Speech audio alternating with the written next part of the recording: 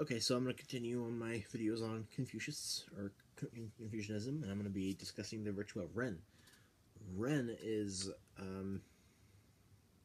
something that it has a lot of different words. We have ways that Ren can be translated into English. There's a lot. Compassion, benevolence, goodness, authoritative person, humaneness, and the person. It has to do with the person. It has to do with who you are as a person. And humaneness, or Ren, is a way of being in the world, and it's a way of being a person. And this is, very deep down in who you are as a person, and that's the notion of person is very central to the idea of Ren. Humaneness, goodness, compassion between two people in a relationship, making each other into human beings. You come into the world human, just you come into the world as a thing, you happen to be homo. He calls it. It's looked at as you come into the world Homo sapien. Homo sapien. You come into the world as a human, but you, as you go on in your life, you move towards Ren. The whole, one of the goals is Ren. To be of high, refined moral character, to be benevolent, compassionate, good, and a authoritative person, and be humane. And that's, you go from being a Homo sapien, or just human, and you move towards becoming a real human being, being a real person.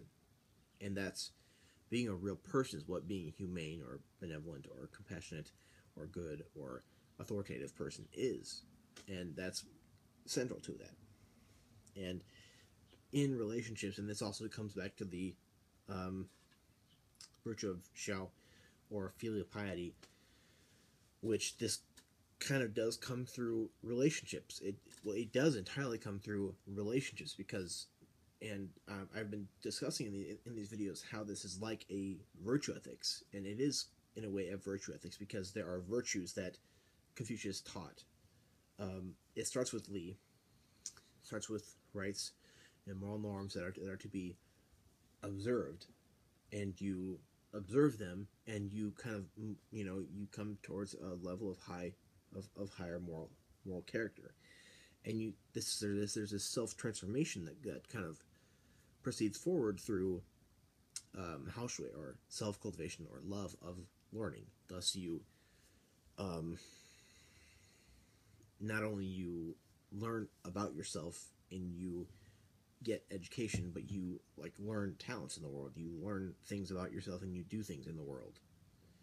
And that's in a way how you cultivate yourself. But through relationships and doing stuff in the world, and being a person in the world, is how you move towards Ren, being this humane person, and emphasis on person, human being, and when in saying it's a way of being in the world, it's not just being a thing. You're being a real person,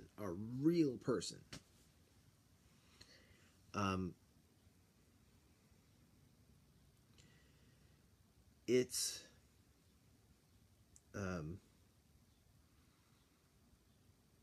this is Ren is real human moral refinement. It's real. It's like the goal that you're after, when you can Confucius had the idea of how we come into the world as a raw piece of jade, this unpolished, rough stone, and we go through life and we polish ourselves, and we make ourselves into this beautiful piece of stone, this beautiful precious metal, or stone, whatever jade is. And that's what self-cultivation is, mainly that, the polishing of that stone. But through Li and through Xiao, and through Haoshui, you kind of move towards Ren. That's in a way of looking at it. The person should be able to do four things. Should be able to endure hardship and enjoy happy circumstances. So you should be able, if you are the person, and now if you are a person, now I'm not saying just like you're a thing that is here. You're just a person in that you are Ren, a Ren person. Now I guess it's kind of hard to explain because the virtue of Ren isn't just a benevolent thing or a compassionate thing or a humane thing. A Ren is the real person. Ren is what person is. What is central to Ren is the person. So 4 things that a person should be able to do, the Ren person, is to endure hardship and enjoy happy circumstances. So you should be able to get through those hard times, but also enjoy happy circumstances and not and you shouldn't have too much. You shouldn't have a whole lot of difficulty during hard times. You should be able to get through it. Second, you should be able to identify without prejudice and without prejudice and with accuracy the individuals who are truly good and who are truly evil. Third, you should be free from the desire to do wrong. That's very important. If you are a person of high moral refinement, thus Ren, you aren't going to have that gnawing at you that you want to do this or do that. Things that are wrong. Fourth, you should be able to stand out from those who go astray. Ren is the state of human being few can accomplish. So it's this goal that is almost the end. It's the end that the Confucianist person is trying to get at. And what there's three kinds of people. We have a apprentice, thus a normal kind of person who is trying to get towards Renhood, if you will.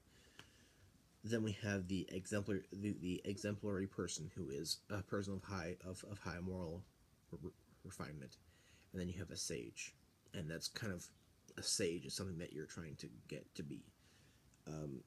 Sagehood is something that carries on into neo Confucianism too. The sage is somebody who is the person that is Ren. He has gotten there. And that's kind of what that is. Now, it is in a way, Ren is in a way the end. It's the goal of